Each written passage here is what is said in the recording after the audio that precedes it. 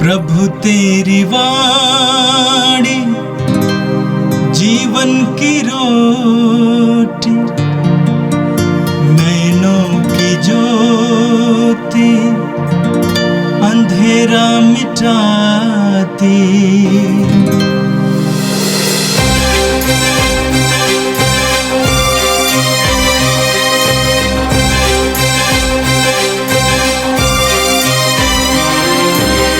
प्रभु तेरी वाणी जीवन की रोटी, नैनों की ज्योति अंधेरा मिटाती। प्रभु तेरी वाणी जीवन की रोटी, नैनों की ज्योति अंधेरा मिटाती। वाणी वाणी वाणी वाणी वाणी पवित्र है, शाश्वत है, जीवन का मन्ना है। 23 मई बृहस्पतिवार। पहला पाठ संत याकूब का पत्र, अध्याय 5, पद संख्या 1 से 6 तक।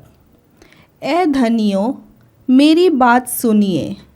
आप लोगों का रोना और विलाप करना चाहिए, क्योंकि विपत्तियां आप पर आ पड़ने वाली है।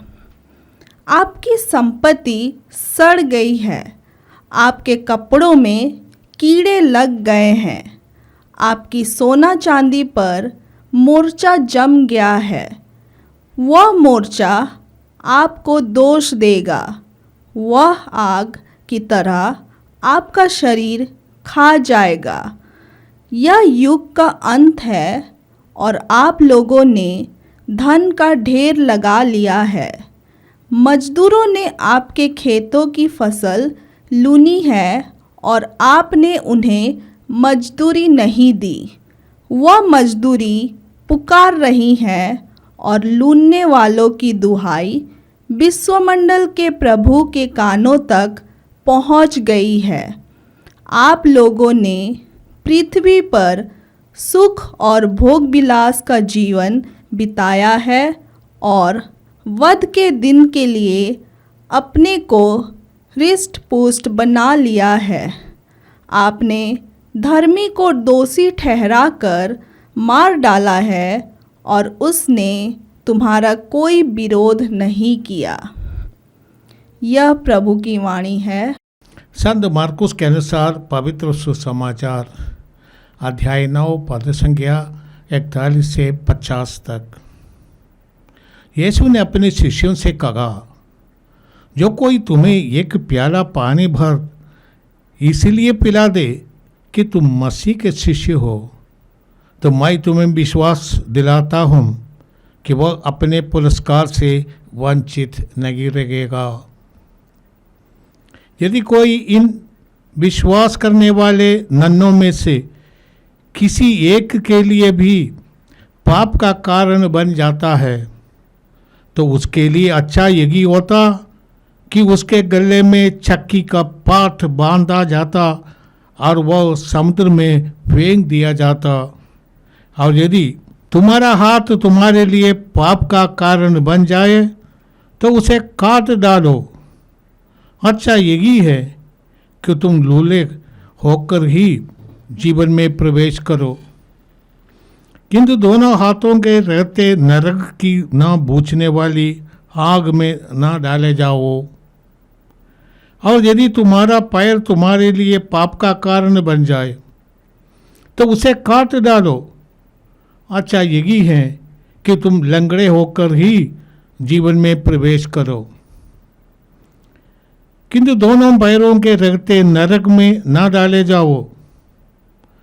और यदि तुम्हारी आंखें तुम्हारे लिए पाप का कारण बन जाए तो उसे निकाल दो। अच्छा यही है कि तुम काने होकर ही ईश्वर के राज्य में प्रवेश करो, किंतु दोनों आंखों के रहते नरक में न डाले जाओ, जहाँ उनमें पड़ा हुआ कीड़ा नहीं मरता और आग नहीं बुझती। क्योंकि हर व्यक्ति आग रूपी नमक द्वारा रक्षित किया जाएगा। नमक अच्छी चीज़ है, किंतु यदि वो फीका पड़ जाए तो तुम उसे किससे छाकोगे। अपने में नमक बनाए रखो और आपस में मेल रखो। यह प्रभु का दिव्य सुसमाचार है। क्रिस्त प्रभु की जय। भाइयों बहनों, इन दिनों हम पहला पाठ याकूब के ग्रंथ से सुन रहे हैं। आज याकूब हमें धन से होने वाली विपत्तियों पर प्रकाश डालते दिखाई देते हैं। याकूब अपने पत्र में कहते, धनियों मेरी बात तो सुनो, आप लोगों को रोना और विलाप करना चाहिए, क्योंकि आप पर विपत्तियां पड़ने वाली है। जहाँ कभी की क्रांति होती है, जैसे रूस में क्रांति हुआ, चीन में हुआ और पुराने ज़माने में फ्रांस में हुआ, कहीं भी क्रांति होती है, सबसे पहले पकड़े जाने वाले धनी लोग हैं। जहाँ आंधी तूफान आते, बड़े बड़े पेड़ तोड़ा जाता है, गिर जाता है, घास गिरता नहीं, घास लगाते रहता है। इसलिए संत याकूब धनियों व्यक्तियों पर उनको मार्गदर्शन करते हुए ये सही बात समझाने की कोशिश करते हैं। सर देखिए, जितना आप धन इकट्ठा करके रखोगे ये सब सड़ जाएगा। लोग सोचते हैं कि जिंदगी का एकमात्र लक्ष्य धन कमाना है। जरूर हमें धन की जरूरत है। बिना संपत्ति का, बिना धन का हमारा अनुदिन का जीवन नहीं चलेगा और हमारा विकास के लिए भी हमें समुचित रूप से धन की आवश्यकता है। और सबका विकास करने के लिए भी धन की जरूरत है। बिना धन का इंसान का जीवन मुश्किल पड़ता है। परंतु धन के प्रति लालच और जीवन का एकमात्र लक्ष्य धन कमाना और खाना पीना, इन बातों पर हमें सतर्क रहना है। संत पौलुस तिमोथी के नाम पहला पत्र अध्याय 6 पद संख्या 9 और 10 में कहते हैं, जो लोग धन बटोरना चाहते हैं वे प्रलोभन और फंदे में पड़ जाते हैं और ऐसी मूर्खतापूर्ण तथा हानिकारक वासनाओं के शिकार बनते हैं जो मनुष्यों को पतन और विनाश के गर्त में ढकेल देती है, क्योंकि धन का लालच सभी बुराइयों की जड़ है।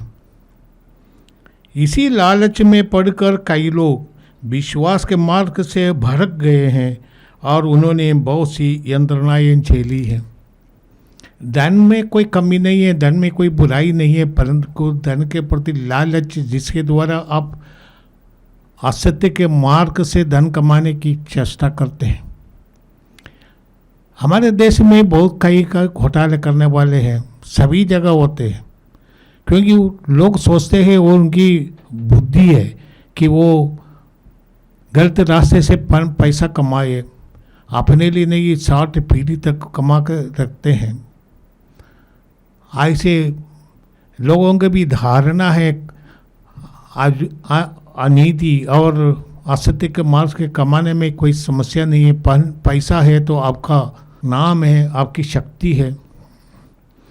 परंतु प्रभु यीशु ने ही अपने शिष्यों से कहा, जैसे हम लोग पढ़ते मत्ती के सुसमाचार अध्याय 6 पद संख्या 20 में प्रभु कहते हैं, स्वर्ग में अपने लिए पूंजी जमा करो, जगह ना तो मोर्चा लगता है, ना कीड़े खाते हैं और ना चोर सींग लगा कर चुराते हैं। पृथ्वी पर अपने लिए पूंजी जमा नहीं करो, जगह मोर्चा लगता है, कीड़े खाते हैं और चोर सींग लगा कर चुराते हैं। क्योंकि जगह तुम्हारी पूंजी है वही तुम्हारा हृदय भी होगा।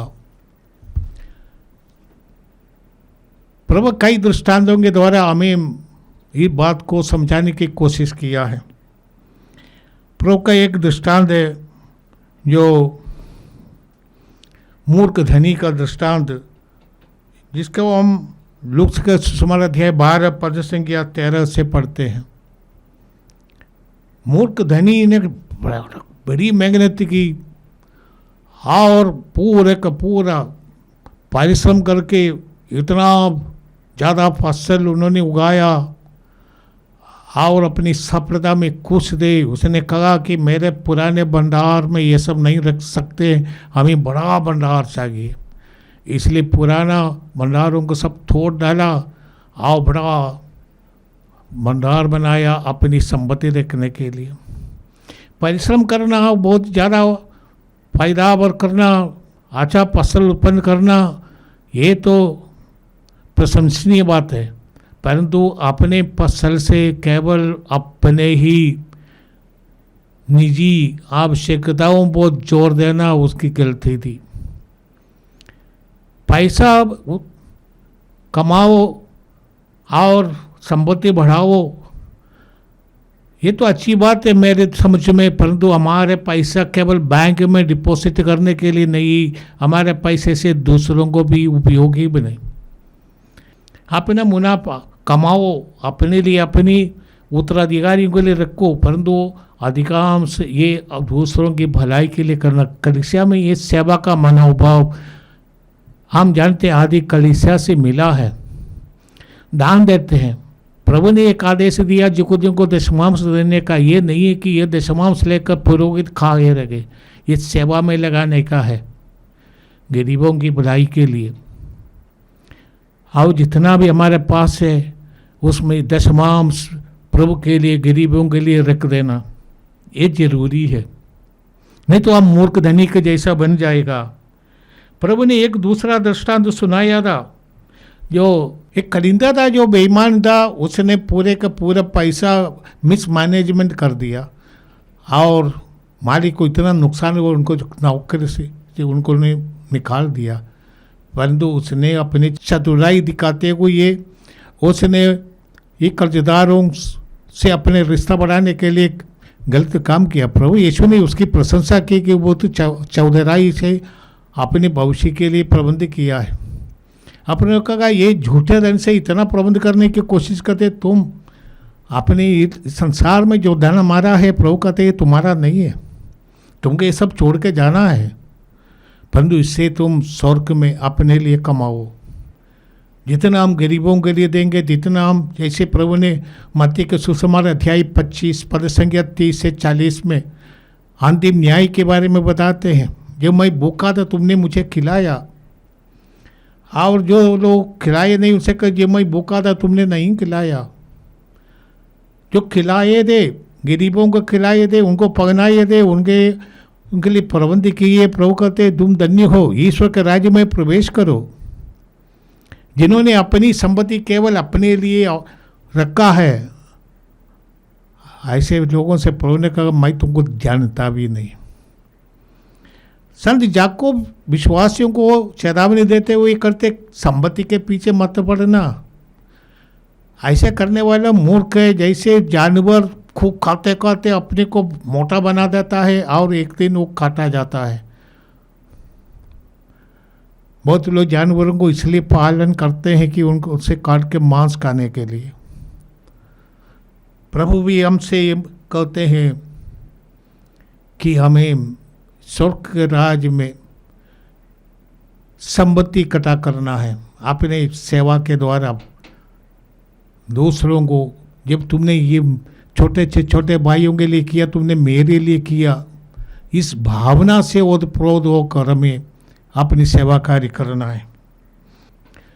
अंतिम दंड में हमें, अंतिम न्याय के दिन हमें अपने पैसे का, अपने जिंदगी का हिसाब देना है मालिकों को।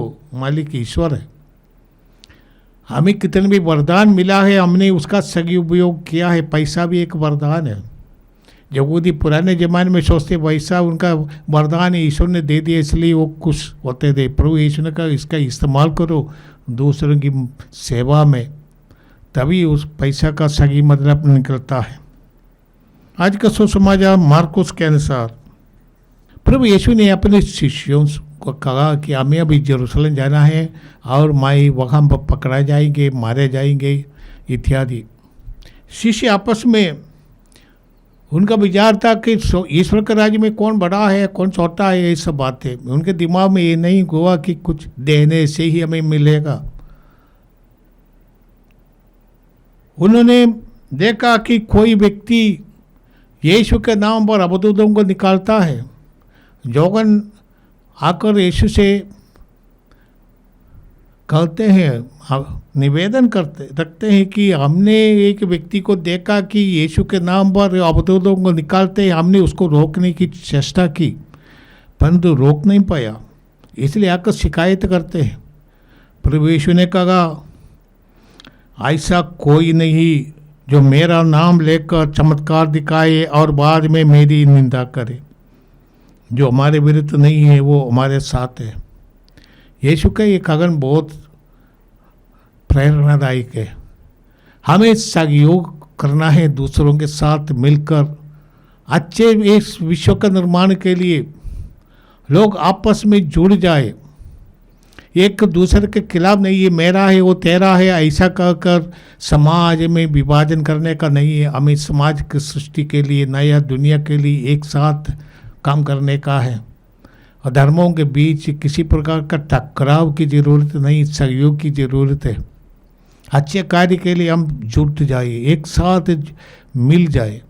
देश के लिए भी, जनता के लिए भी, पूरे विश्व के लिए भी काम करने के लिए हमें एकजुट होना चाहिए। उस संदर्भ में प्रभु यीशु ने अपने शिष्यों से कहा, जो तुम्हें एक प्याला पानी इसलिए पिलाएगा ये मसीह के नाम पर, क्योंकि तुम मसीह के शिष्य हो।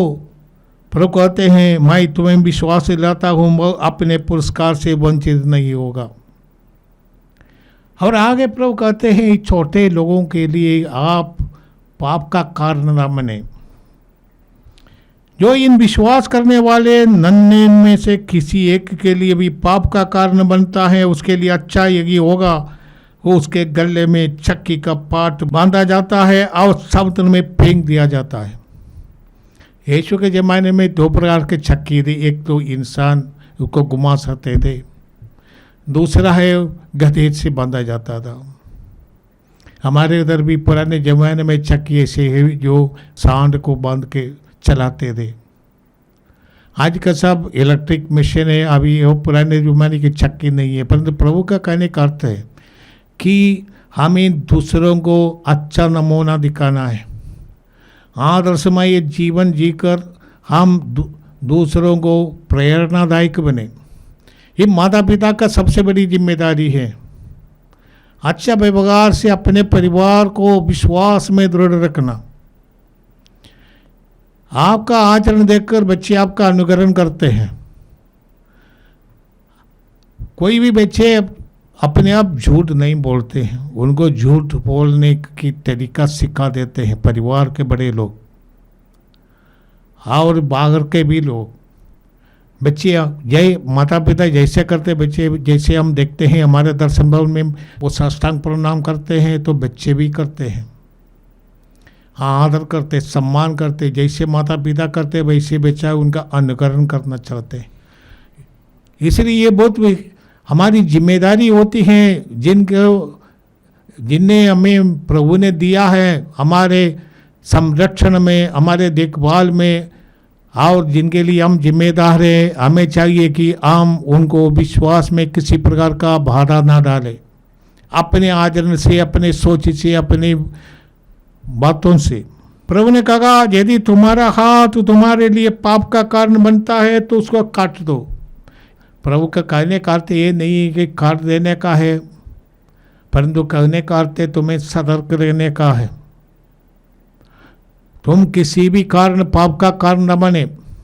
प्रभु ने 2-3 दृष्टांत दिया है। ये तो हाथ का, दूसरा है पैर का, तीसरा आंग का।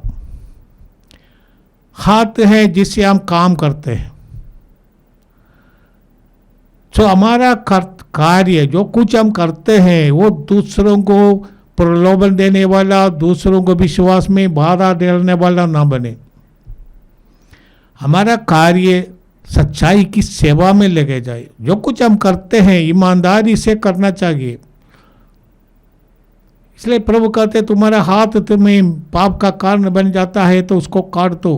तुम्हें ऐसा धंधा छोड़ देना है, ऐसे काम में नहीं लगना है जो तुम्हारे लिए भी पाप का कारण बनता है, तुम्हारा विनाश का कार्य बनता है। जो व्यवहार, जो व्यापार हम करते हैं, जो धंधा हम चलाते हैं, काम धंधा बहुत लोग चलाते भी, करना चाहिए, जीविका के लिए करना चाहिए, परंतु ऐसा धंधा नहीं करना जो पाप का कारण है। दूसरा है, प्रभु कहते हैं पैर के बारे में, पैर चलने के लिए हम पैर से कहाँ कहाँ जाते हैं हमको देखना चाहिए। आप ऐसे ऐसे जगह पर जाते हैं जो आपको पाप का कारण बन जाता है, आपको ऐसा बंद करना। आपको ऐसे ऐसे रिश्ते में नहीं जाना, ऐसे ऐसे संपर्क में नहीं आना, ऐसे लोगों से जुड़ना नहीं जो बुराई करते हैं और आपको भी बुराई का एक एजेंट बना देते हैं। आपको सतर्क रहना, ऐसे रिश्तों को आप छोड़ देना।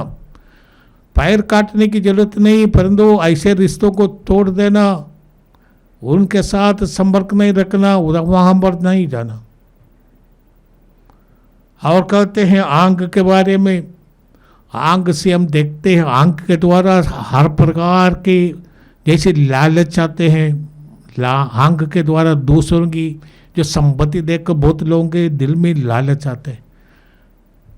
राजा दाऊद के बारे में कहा, उसने अपनी सेना को युद्ध करने के लिए, लड़ाई के लिए भेजा और आराम से वो सो रखा था। और एक दिन दोपहर के बाद वो उसने छत से देखा, दूर एक महिला स्नान कर रही है, सुंदर महिला। उसके दिल में काम की वासना पैदा होगी, उसने उस महिला के साथ पाप किया। आंख के द्वारा बुराई आपके अंदर आते हैं। प्रभु कहते हैं अच्छा होगा तुम अंधा बन जाओ, परंतु कहने कहते हमें ऐसे ऐसे चीज़ों के पीछे नहीं जाने का है। प्रलोभन आते हैं हमारी इंद्रियों के द्वारा। हर एक इंद्रिय यही हमारे लिए दरवाजा है, ये हमारे लिए खिड़की है। जैसे प्रभु ने कहा जो प्रार्थना करने के लिए तुम जाते हो, अकेले में जाओ, अपने कमरे में जाओ, दरवाजा बंद करो। इसका अर्थ है कि अपनी इंद्रियों को अपने वश में रखो। ईश्वर से जुड़ जाने के लिए जरूरी है। ईश्वर जहाँ है वह स्वर्ग है। जितना हम ईश्वर से जुड़े रहेंगे हमको स्वर्ग की अनुभूति होती है। जितना हम ईश्वर से दूर हो जाता है उतना नरक की अनुभूति होती है। इसलिए प्रभु हमसे भी निवेदन करते हैं, हम इस संसार में रहते हैं, ये एक जिम्मेदारी है। विश्वास का जीवन जीना एक जिम्मेदारी है, उसको हम पूर्णता तक पहुंचा दे। हमारी अनुदिन का जीवन के द्वारा, सेवा के द्वारा विश्वास में बढ़ते जाए। आज के दोनों बात हमें प्रेरणा देते हैं। आइए हम प्रार्थना करें। ये प्रभु हम तुझे धन्यवाद देते हैं, जो शिक्षा प्रभु ने हमें दिया है वो संसार में शांति की दिशा, शांति की शिक्षा है। मिलजुल कर हम एक ही कार्य करें, किसी प्रकार का वैमनस्य न होना चाहिए, दो लोग एक साथ काम करें। ये प्रभु हमें विश्वासी बनकर ही इस कार्य में लगे रहना है। जो मूल्य ईश्वर का राज्य का है उसको हमारे जीवन में लागू करके हम इस सेवा कर सके। माता पिता अपनी जिम्मेदारी निभा के बच्चों को मार्गदर्शन देते हैं। जो शिक्षक है वो शिक्षा देकर, जो राजनीति करते हैं वो देश सेवा के लिए राजनीति करे। जो प्रशासन में है लोगों की भलाई के लिए करे और सबों को समान रूप से देख कर करे। ये प्रभु आत्मा का अवश्य लेकर इस जीवन को पवित्र बना दे, सेवा को पवित्र बना दे। ये प्रार्थना हम करते हैं हमारे प्रभु क्रिस्त के द्वारा, आमीन। प्रभु तेरी वाणी जीवन की रोटी, नैनों की ज्योति अंधेरा मिटाती। वाणी वाणी वाणी वाणी वाणी पवित्र है, शाश्वत है जीवन का मन्ना।